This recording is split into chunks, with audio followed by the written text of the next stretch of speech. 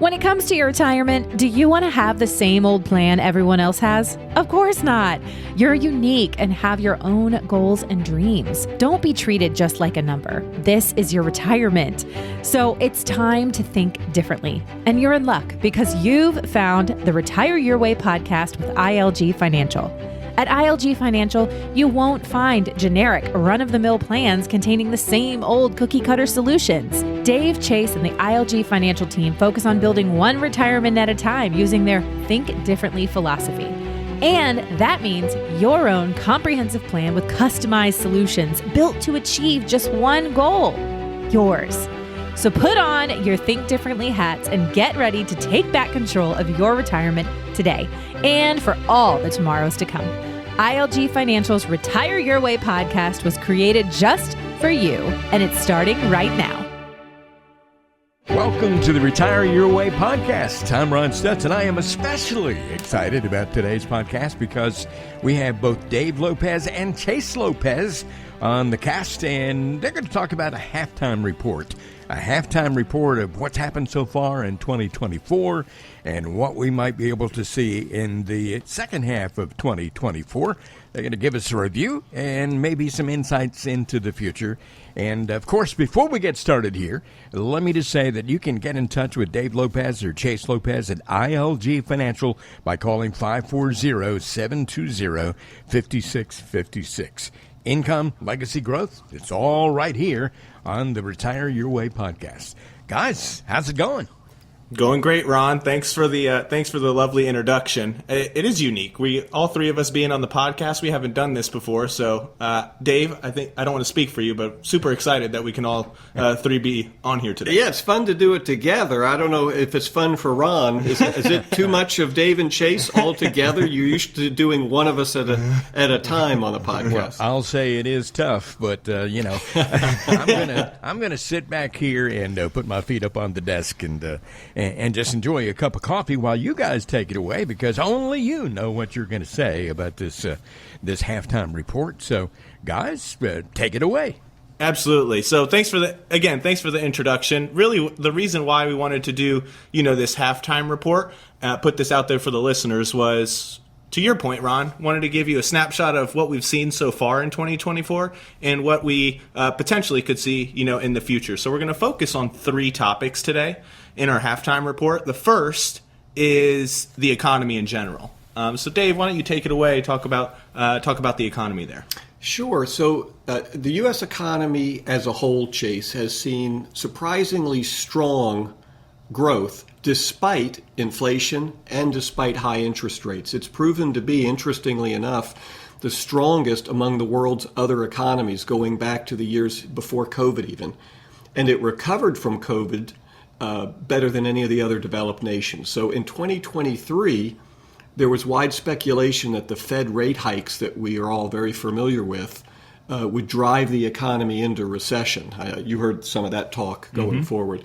What we saw, on the contrary, was that the second half of 2023 was exceptionally high with respect to the economy. And although the economy has not been as strong so far in 2024 as it was in 2023, its growth has been roughly in line with long-term average growth.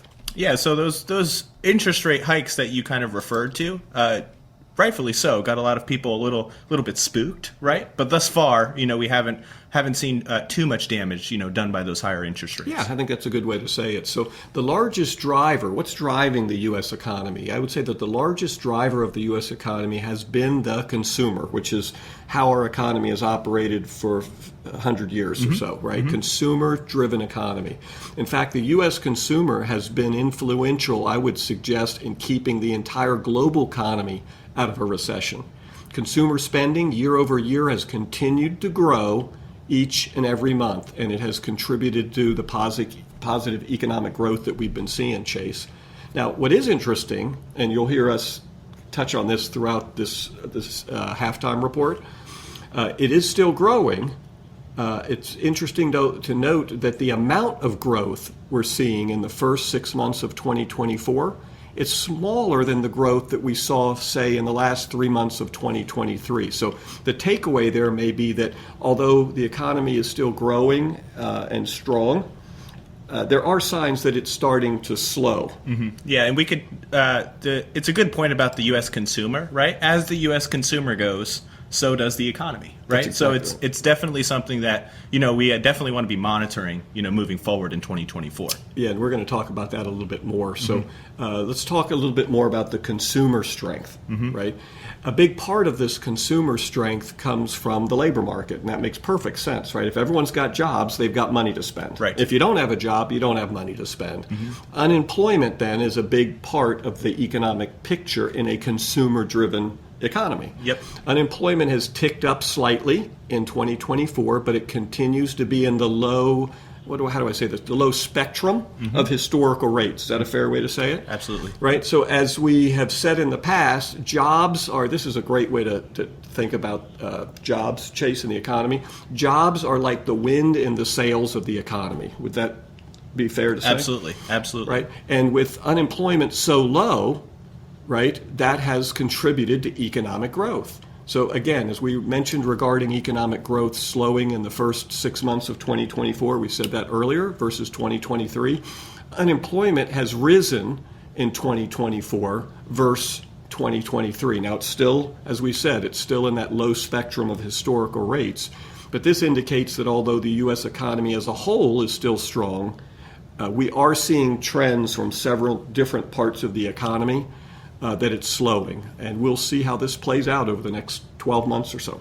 Absolutely. Absolutely. Now, all these elements that we talked about with the economy, they have converged to create an exceptionally strong first half of the year in the stock market and solid performance in the broader capital markets as well.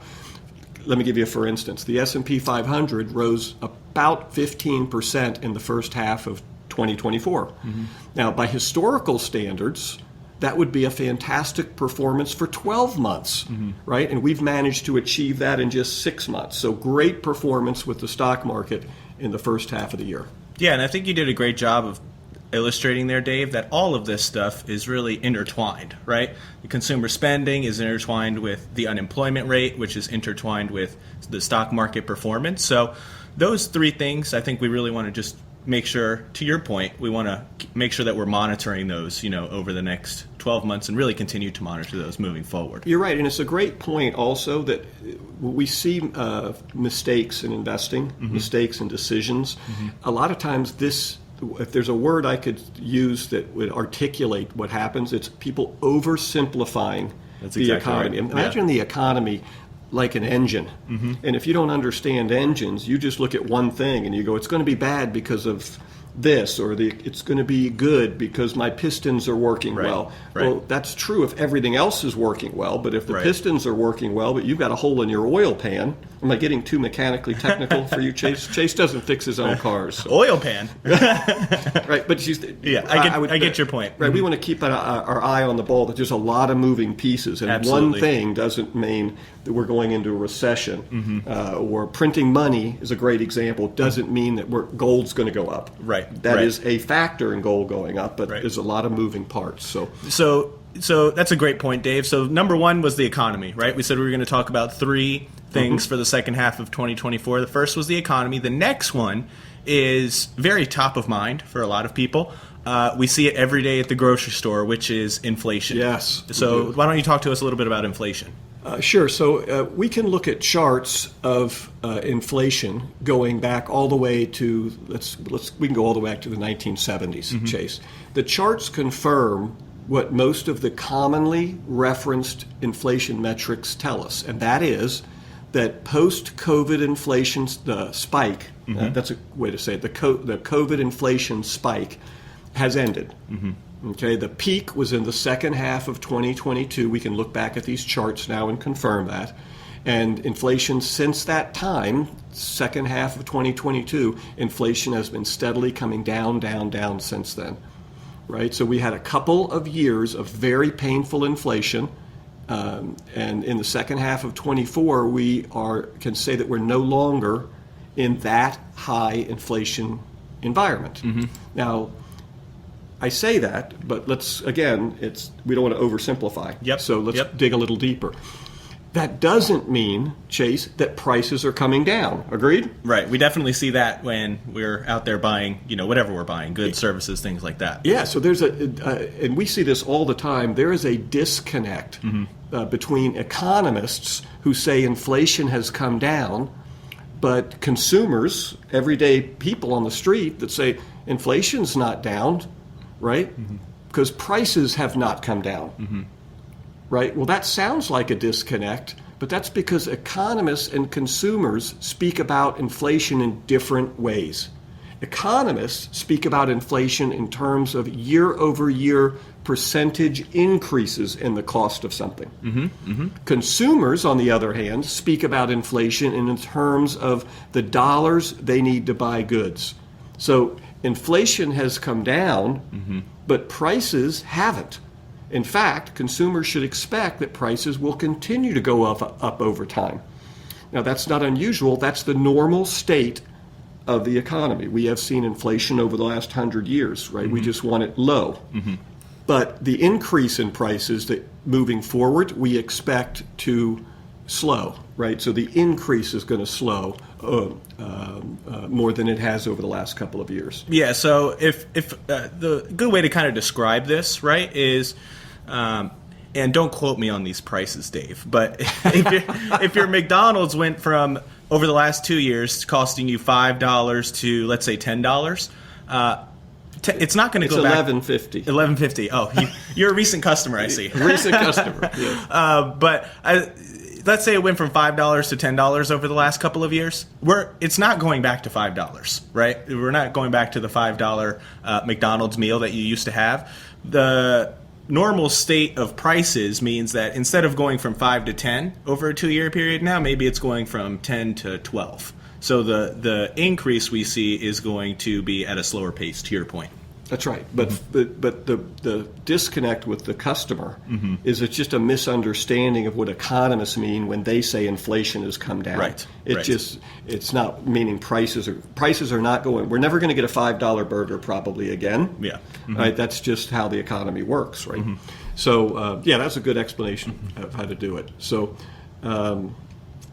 let's talk about kind of what's going on with inflation, what's happened with inflation, why did we get that spike, and things like that. A big reason for the inflation spike that we saw 2 years ago was, interestingly, everyone says, well, it was COVID. It was COVID, but it was actually the COVID-era stimulus package. And, of course, our clients who are listening know we've said it enough. When you hear the word stimulus, you think money printing. Right? So COVID hit, everything was shutting down, and people were out of work, and what saved the economy was the government just went on a spending spree, printing money and throwing it out to everybody in the economy. They literally sent everyone checks. Everyone got checks. Businesses got checks. Right. People got forbearance, so they didn't have to make their payments. Right. So all of that is fueling the economy because that's money people could spend. Right. So they pumped money into the economy. That resulted in households enjoying what we call a surplus of savings. Right? Their savings went up. And if any of you listening remember back to COVID, we were all panicking. There was nowhere to go. You couldn't go to the movies. You couldn't go out to dinner. And you were uncertain of the future. So we were just hoarding money, especially if you were still working. And you took your free checks and you were hoarding the checks. So what we saw is at a national level, household savings went through the roof, right? It was a surplus of household savings, and that excess savings is always looking for places to go, right? So it created high demand, and it created high demand, Chase, for everything. High demand for goods, it created high demand for services, and it created high demand for investments, right? Because some people who had all this extra money wanted to buy stuff. Some people wanted to buy services, right? And then some people wanted to invest it. This is people who weren't using that, didn't have the money to use before. Right. So compound that to the fact that because of COVID and the COVID shutdowns, they resulted in a term we all heard during that era, which was supply chain breakdowns. Right? The supply chains broke down because the businesses were all shut, and that resulted in a record low amount of goods. That's probably a good way to say it, right? The stuff just wasn't here. It wasn't on the shelves. I remember everyone going for the toilet paper, right? Everyone thought toilet paper was not going to be a thing anymore. And it was everything, right? Because the businesses couldn't get the supplies to make their goods and couldn't get the stuff. So we had a record low amount of stuff to sell. Mm-hmm. We had a record amount of money sitting on the sidelines ready to buy. Mm-hmm. So, and then even services, right? Because the businesses had shut down. People weren't able to get the services they wanted. So you have high demand for goods, low supply or low availability of goods and services equals high inflation, right? Yep. That's what happened. All these things contributed to what we call a generational high level of inflation. Cumulative excess savings were estimated in 2021, Chase. Get this. They were around $2.1 trillion for U.S. households. Ooh. And I know folks listening to that's almost like a number you can't get your head around, whether it's high or low. Let me put it in perspective. Since 2021, those savings have been dwindling down. As of mid-2024, that money is gone. Yep. The entire $2.1 trillion has been spent. Now, again, you don't have to be an economist. Just think about that as if this was your household. If you had $210,000 of extra money sitting around and your family wanted to go on trips and buy stuff, things were great. You're buying stuff. As far as you're concerned, your household economy is going great. And then the account runs empty. Yep. And the world starts to change now. You can't buy extra stuff. Right. And that's where we are now. By mid-2024, the entire $2.1 trillion of excess home savings has been spent. Right, that's good for inflation, right? Because now that'll lower the demand, right? The people don't have the money to buy stuff, and the supply chains have, for the most part, been fixed. So there's plenty of goods. So we do expect inflation to continue to maybe drop a little and stay low historically, but it's not the best for the U.S. households, and it's not the best for the U.S. economy necessarily. So this is where I think you made a great point earlier, Chase, about talking about how there's a lot of moving parts. So people say, well, I want inflation to come down, and we always say, be careful what you wish for. Right? How do you get inflation down? You cause a recession or put people out of work so they don't have money to buy stuff. Right, so this is an example of when you hear the Fed talking about raising or lowering rates, they're just dancing on a knife's edge for that, right? Because they don't want to lower rates so much that inflation comes back. Right. And if they don't lower them or keep them high too long, people start losing their jobs. And it's just it's near impossible to get there. They're really walking a tightrope, right? It's a great way to say it. When they're trying to make these decisions. And if will they get it right?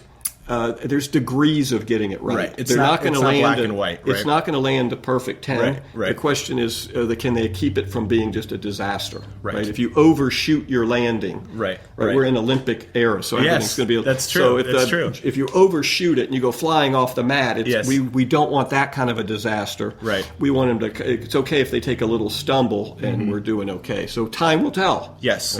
And I think we can all agree.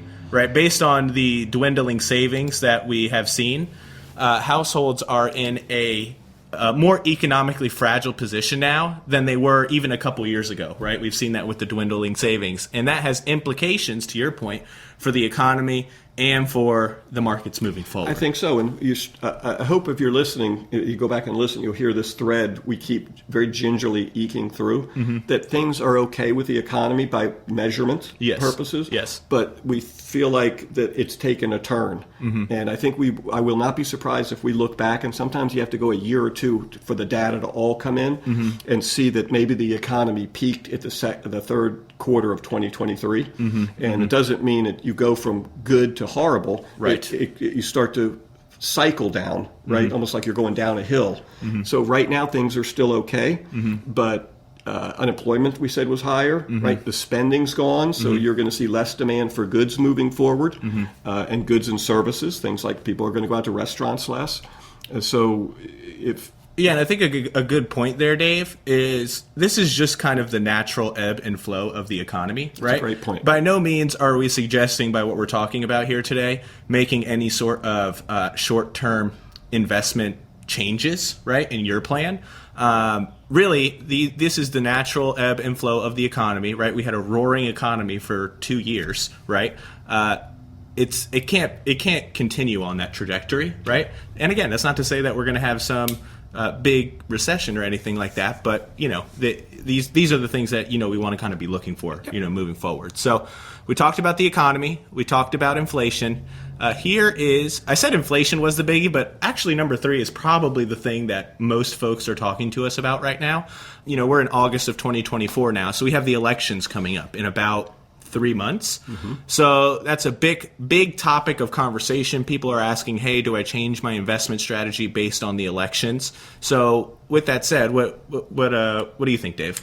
Yeah, this is a great topic because you're right. It comes up a lot. Mm-hmm. And this is a perfect example of people's perception of something. Mm-hmm. Even people in our industry, I would argue. Sure. And what you're going to see, I'm going to give you some data here we can play with and talk about, but what you're going to see is things are never as simple as a one-liner says. And we'll give you guys some examples of that. So let's talk about the U.S. election, right? The U.S. election cycle, meaning getting somebody elected, right, and all that goes into that, represents a massive spending machine with one goal, and that is to convince voters to vote in a specific way. Now, if we go back from 1984 to 2020, that's the last year that we had 2020, the last year we had a full election cycle and data for the full election cycle. Spending to elect a U.S. president has increased, again, I'm not saying going back to 1900, just going back to 1984. Spending to get someone elected has increased by more than 1,600%. Now, what does that mean? Does that mean that shaping voters' minds is big business? Yes. Absolutely, right? It is big business, and this is a massive ad campaign, creates a lot of allegations that elections drive markets, right? You'll hear it in some of the ads, right? If this guy gets elected, the markets will go up. This guy's good for the market, or this lady is bad for the markets. That's part of the propaganda that you hear. Sure. Right? So allegations that elections drive a markets up or markets down, and that the outcome of elections drive markets up or drive markets down. Unfortunately, I will tell you, we have found that most of this analysis is really just political propaganda disguised as investment advice, and the analysis doesn't hold up when it's exposed to objective scrutiny. And if it's okay with you, we're going to take a little time to talk about that. So let's talk about a couple of the myths that we have heard about elections and how they affect the markets. The first myth is that election years are better for the stock market than non-election years. Have you heard that one? I have. It's something that you hear not only from the candidates, but also a lot in financial media. They mention that, right? Yeah, that's exactly right. So if we go back to the inception of the S&P 500, which for those of you who want to know this information so you can say it at your next cocktail party, it's 1957, so you've got that to add. If you go back to 1957, we do see that the S&P 500 index has a slightly higher track record of delivering positive returns during election years. Now, what I mean is that data says that the odds of the S&P having a positive year versus a negative year, right, in an election year are slightly higher than the odds of the S&P having a positive return in the market in a non-election year versus a negative return. Does that make sense? Yeah, no, absolutely. Okay. Unfortunately, the average returns received during election years is actually, would this surprise you, lower than the average return during non-election years.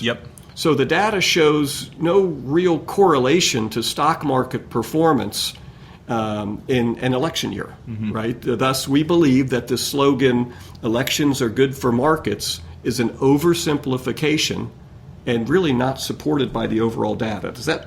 No, that makes perfect sense. And you know what's interesting when we talk about elections and when people speak in absolutes and they say, hey, the election good or the election's bad for markets, elections happen every 4 years, right? So we don't even really have the biggest sample size to even look at that, right? That's exactly right. That's a small sample size. Right. So did we cover that one okay? Yep, that I was think a so. tough one. I want to make sure we articulate it well. So let's talk about the other myth that we hear all the time with respect to politics and the markets, right? One is that one political party in the United States is better for the markets than another political party. Again, let's go all the way back to 1957 because we're using, for this example, the S&P 500, which it's, in itself is an oversimplification. Sure. The S&P 500 is one part of the broader markets, right? But to get our point across, the S&P 500 going back to 1957, and to your point about small sample size, that sounds like a long time, 1957 to 2020. 2020. Yeah, 2020. Yep. Right. Well, if you do the math, that's only 16 presidential elections, Chase. Oh, interesting. Right? So that is a statistically small and thus statistically unreliable data set. Right. 16 things to look at anything. Right. It's not enough data Right. to really draw any conclusions. Right? So looking back historically, with that said, we can find some time periods when stocks performed slightly better when one party occupied the Oval Office versus another. But to suggest that the presidents drove the market outcomes would be an incredible oversimplification.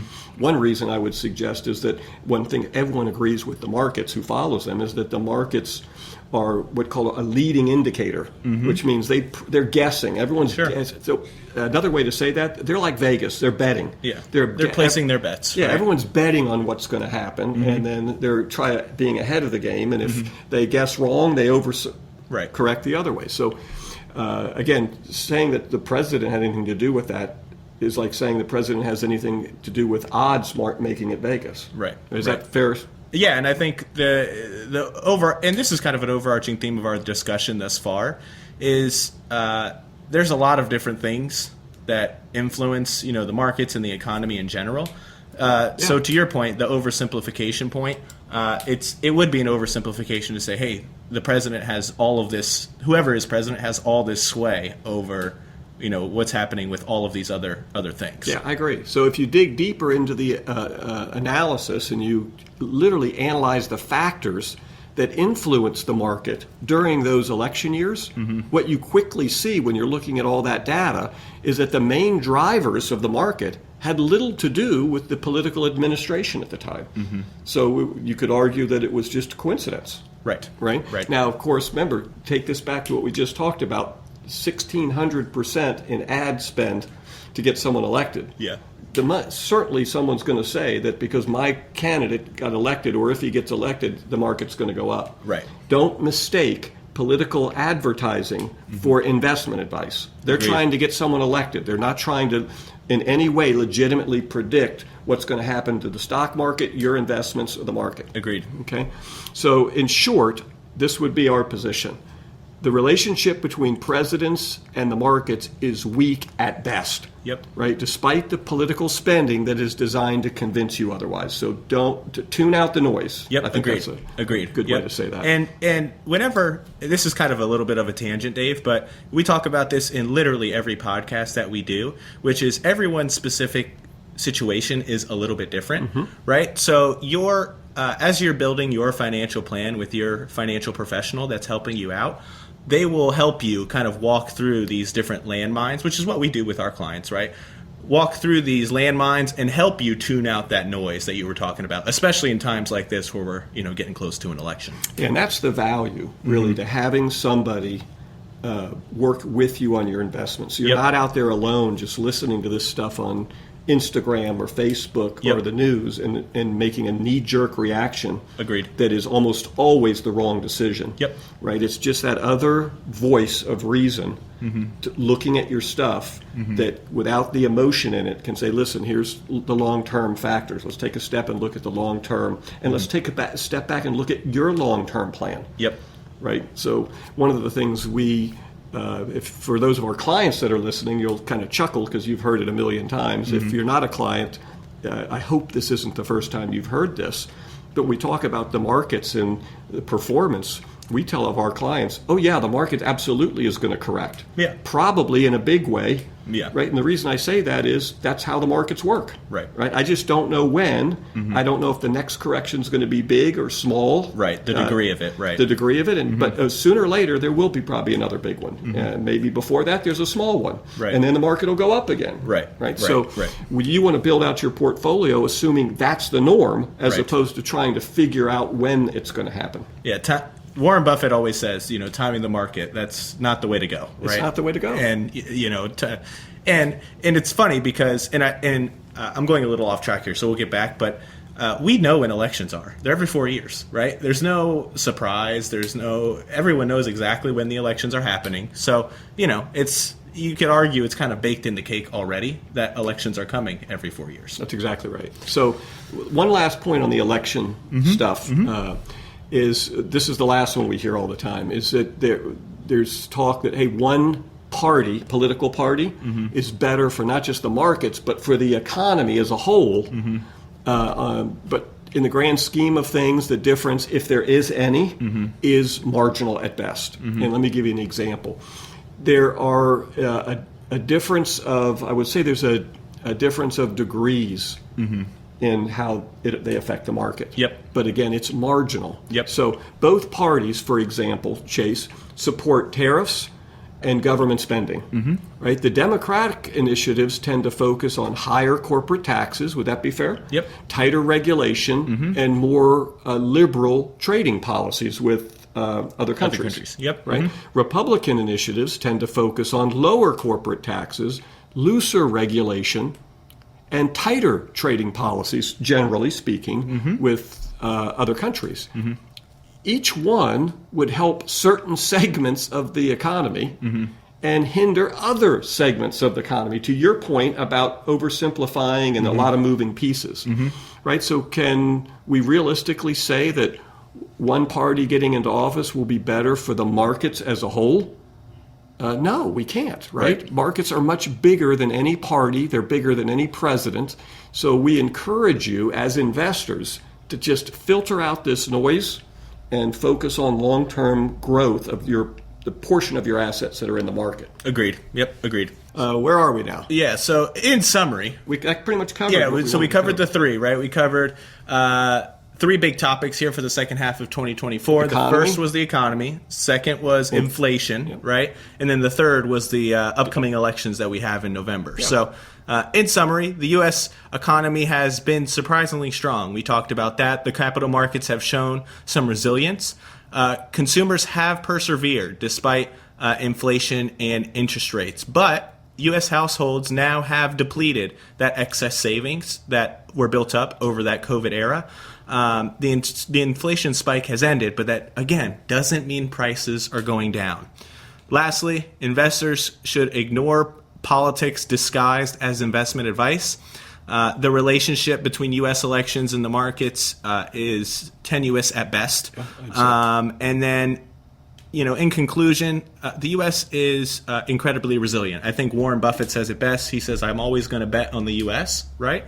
So we feel like, the U.S. has been resilient and will be also moving forward. Yeah, I think that's a good conclusion, right? The U.S. is a resilient because of our structure, and even with all the strife we have politically, we can turn on a dime quicker than most other political structures, governmental structures. Right? Agreed. And that's put us in a position doesn't mean we won't have hard times, but we're in the best position, I think, moving forward.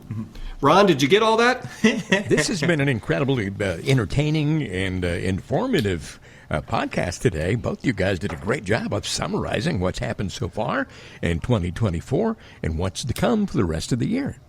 Yeah, so what's going to be your takeaway at your next dinner party? So you sound like the smartest person in the room.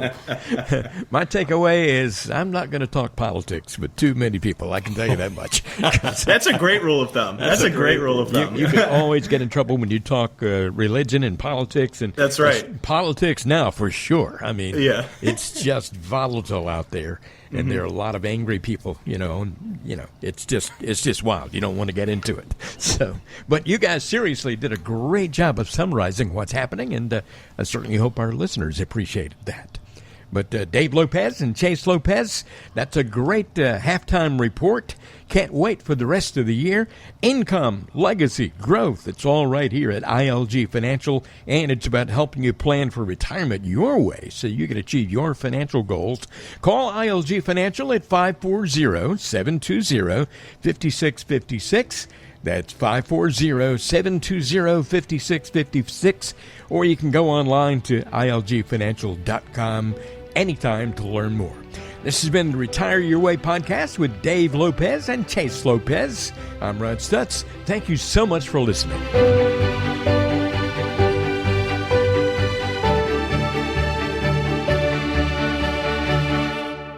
The information provided is for educational purposes only and is not intended as investment advice for any individual or entity.